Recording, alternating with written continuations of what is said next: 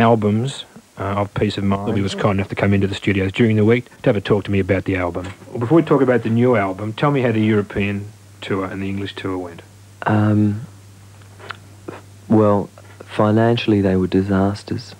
We lost a lot of money, which we're still in debt for, and we're still paying off. But as far as audience reaction and attendance and that kind of thing, was fantastic. Like, we did 2 gigs at the venue in England, which is like, I don't know, their club Chevron, I suppose, only on a much bigger scale, so all the industry people go there. We broke the house record both times for that particular night we were there. And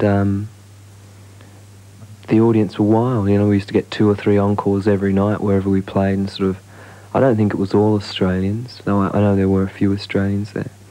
The gigs in Sweden, Denmark, Germany were the same. Really wild reactions, really good attendances.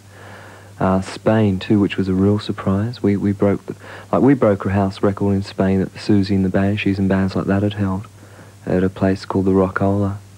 And Paris wasn't so good though, a bit cool. They sort of didn't really get into it. But it's such a big place, it's hard to make an impact just of doing 2 nights in the country and then moving on. But I was really, you know, it was good to find out we do have an audience over in Europe and that they are really into it. What about when you were supporting Duran Duran and Talk Talk? How did that go? Well, no, Talk Talk supported us. Did they? Yeah, we played with them in Germany at a show called, I forget what it was called, in Munich, and they went on before us. We sort of went down a lot better than them. Supporting Duran Duran was pretty bad. No one, their audience hadn't heard of us. It was all 13-year-old girls. We were assured it wouldn't be, you know, Duran Duran have a huge crossover audience. From where I was standing, it was all 13-year-old girls. They weren't interested. In fact, one night Marty's guitar fell off and he stormed off stage, and everyone in the audience stood up and cheered because they thought we were going to go off. So I thought, well, we did 7 or 8 of those gigs, and I thought, well, that's it. And we pulled out, which sort of incurred the wrath of a lot of people who put backing into us to do it. But, you know, we've always been a kind of band that done silly things like that, you know, stood by our principles even though we've been losing money. So, all in all, you know, it was a very, very eye-opening trip. There was another positive aspect too, considering how vicious the press are towards Australian music. You got great crits for Blurred Crusade. Oh yeah, we got Blurred Crusade got unanimously good reviews in all the papers. NME ignored it, but the other papers gave it really good reviews. In fact, we got a bad review from Melody Maker for our live at the venue because he thought we'd sort of the music was a bit sort of too heavy and wasn't as delicate as it was on the album. But for our other live reviews are really good, like Sounds. And then NME gave us a good review for Sing Songs, which was a real shock because like, Sing Songs was sort of kind of a real disaster sales-wise everywhere. And then they turned around and gave us quite a good review for that. So the press have been very kind to us in England and in Europe generally. When did you write the songs for Seance, the new album? Some of them are very, very old, like 3 years old, and some of them, like Fly, the opening track, I wrote one day when Peter and Marty were coming around we were going to start our rehearsal sessions, and they were about 10 minutes late, so I got out a guitar and wrote that song while they were coming around, and that was about a week before we went in to record it, so, you know, sort of the new and the old on there. Since 1981, you've recorded, 3 albums and 2 EPs. That's a lot. Yeah. Would you say you're a prolific songwriter? Yeah, I'd say that. How many songs a week would you write? 2 or 3 a week. And do you keep them all? Yeah, they're all on tape. They're all little demos done in my home studio, and they're all kept. So you can just add to those at any given time, if you want. Now, the biggest change, I think, in the new album from your Sing Songs EP, which had a sort of a live feel to it, I thought was nowhere near overproduced. It was opposite. No, that was all. Sing Songs was done in one night. Was it really? Yeah, it had that feel to it. We learnt the songs and recorded them in one night, Well, you've done a lot more production-wise on Seance. and I noticed that you've credited yourself with string arrangements on the album, probably for the first time on any of your records. And you mentioned Fly before. Are they strings or are they synthesizers during that? On Fly, synthesizers. Had you thought about string arrangement for a while? Did you want to get involved in that sort of side of your recording? Look, I'm a huge fan of people like Phil Spector and Burt Bacharach and people like that, and I love strings. Like, I'd like to make an album just my voice and strings if it was possible. When you did Fly, Steve, was that meant to be an introduction to One Day, to the next track? When we recorded it, no, it just turned out that way. And when Nick was mixing it, I said, do you realise Fly ends on a D, which is the key that One Day's in? He said, oh great, I'll do a crossfade. But it's worked out well because it's like a little prologue for the rest of the album now. It's sort of a little introductory track. That went so smoothly, well that never is the case.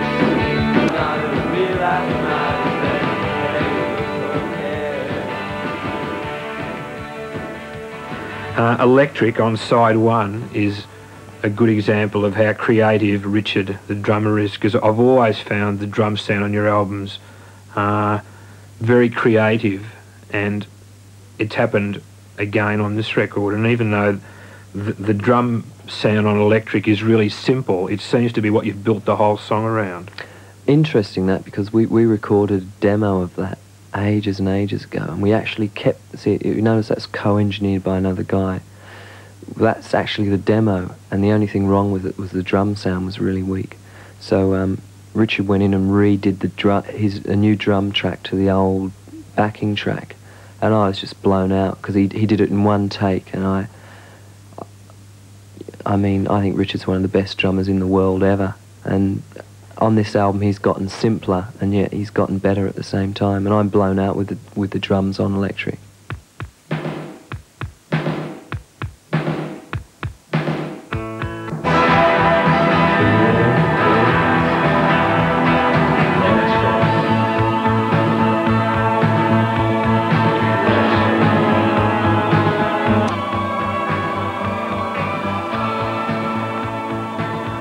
Now, Electric Lash, which is nothing like Electric, even though the titles are similar. Again, the drums on that track are just so effective, played in a different way, but they're as important to Electric Lash as they are to Electric. Well, that's the thing about Nick Launay, is that a lot of producers and engineers these days, that drum sounds are their specialities. And Nick's got a very sort of characteristic drum sound right throughout his career. If you go back and listen, like Midnight Oil and Kate Bush albums, things, he always gets that real whacking snare drum, and that's what he's done on Electric Lash. In fact, he said to me, I want to make the snare drum sound like an Electric Lash. I want it to sound like a machine gun. I think he's sort of pulled it off.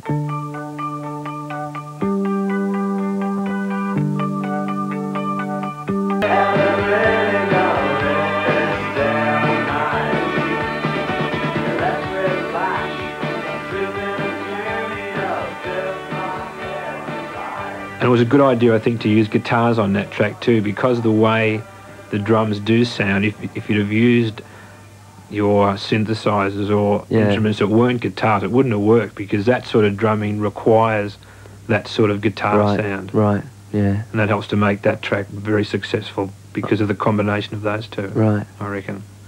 Now, Disappear, that's one of the most intriguing tracks lyrically to me. I've always found that I've spent a lot more time on your lyrics when I've listened to a Church album initially than I have on the music, because lyrics intrigue me, and because you create a lot of images that I guess I wished I could at certain times. I spend a lot of time pondering over the words that you write.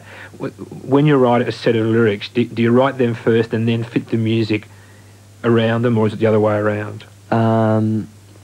Both. Depends on what happens. What actually happened with Disappear was I bought a new acoustic guitar, and it was the first good acoustic guitar I'd ever had that sounded good and that I could actually play, and I was really inspired, and as soon as I got it home I wrote Disappear, and then I think I wrote very unusual for me. I wrote the lyrics and the music exactly at the same time. Like I started strumming and the words were coming to my head like a womb, the night is all around. And then the middle part with that was a little lullaby I made up to sing someone to sleep one night who couldn't get to sleep. And I sort of made the middle part up just as a little lullaby, and I thought, hello, you know, these two bits would go well together. I sort of stuck them together. So that was all written at the same time.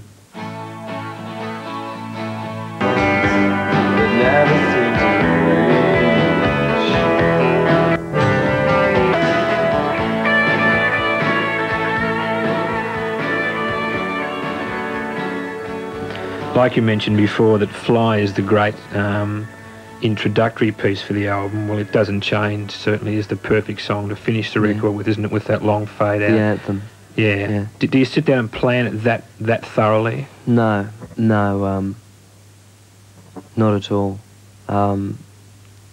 We just recorded sort of 13 songs and no one knew where it was going to end. I had in mind that It Doesn't Change could probably end up sort of performing the function it does as a sort of the big... I like to think of it as sort of an anthem, or sort of... You know, a lot of people say the Church is really doomy and depressing, but I think It Doesn't Change sort of lets the whole album go out on a sort of very hopeful note, whereas like the last two albums went out on two ballads, which was sort of a bit downy. But yeah, this is the hope, this one. Can you sit down now after the album's been released and it's sort of become a piece of history as far as the band are concerned? You'll be looking for new things. Can you sit down and objectively look at the music and say whether you think it's been a successful record for you? Yeah. I think the album's great. I'm really happy with it. I've never been as happy with anything I've ever done as this album. It's a bit like having a baby to me. You know, I've never had a baby, but sort of you worry about it and sort of like all the arguments and the decisions that had to be made. I think in the end, I'm just really happy with it. I really stand by that album. What will you do now live to promote the album? Will you be working more than you have in Australia, say, for the last few months? Well, God, you couldn't work any more than we have in the last few months because we've been on the road since we got back from Europe, 9 months.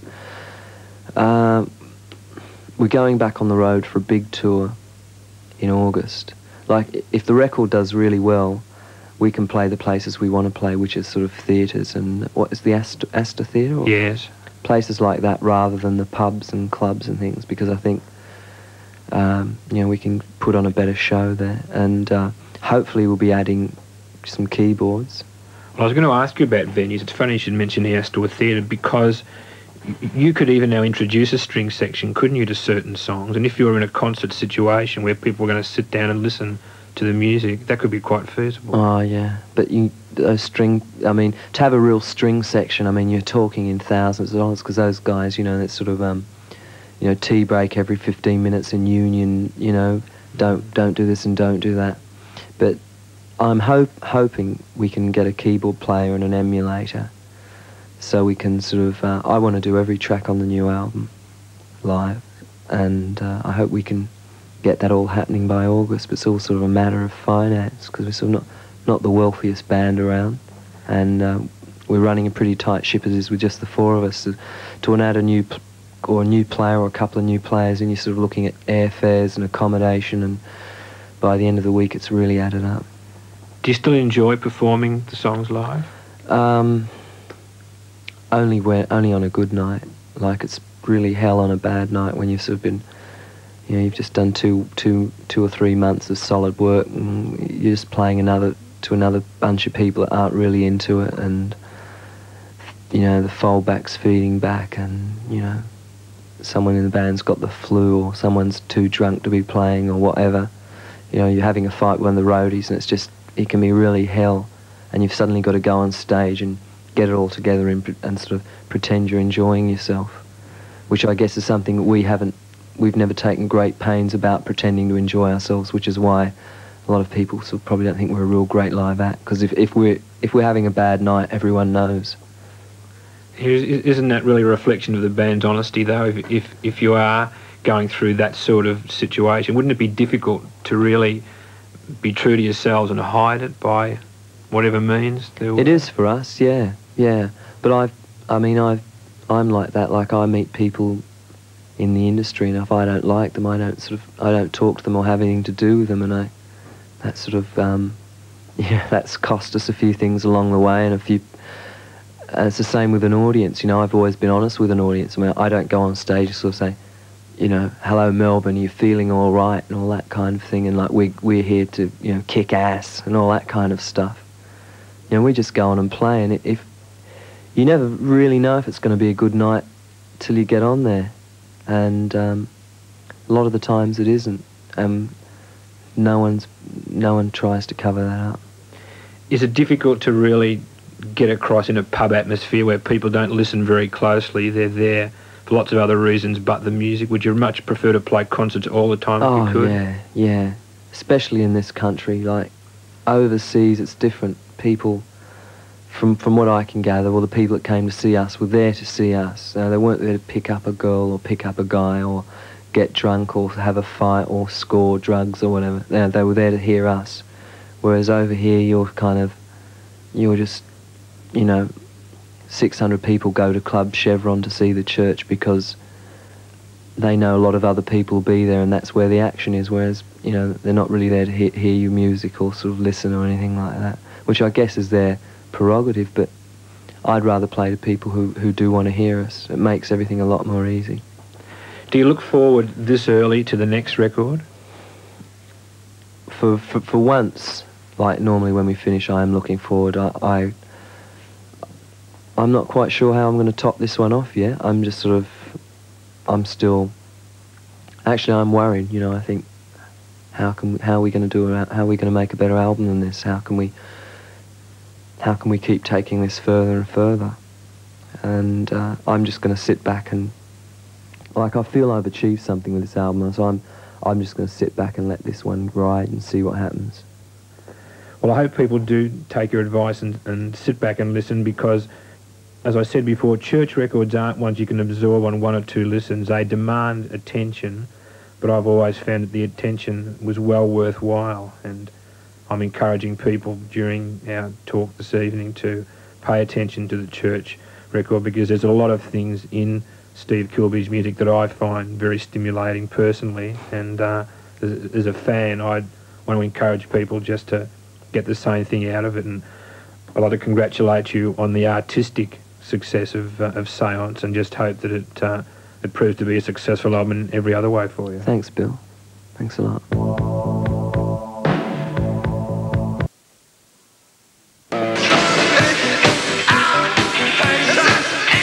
Hello, Stephen Kilbey from the Church, and you're listening to the continuing history of Australian rock and roll.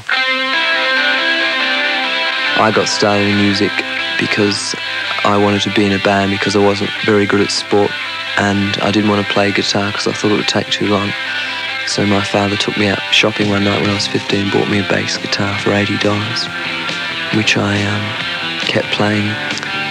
All my friends told me I'd never amount to anything in music, so I just kept at it, and I was determined to prove them wrong. So hard. Produced by Richard.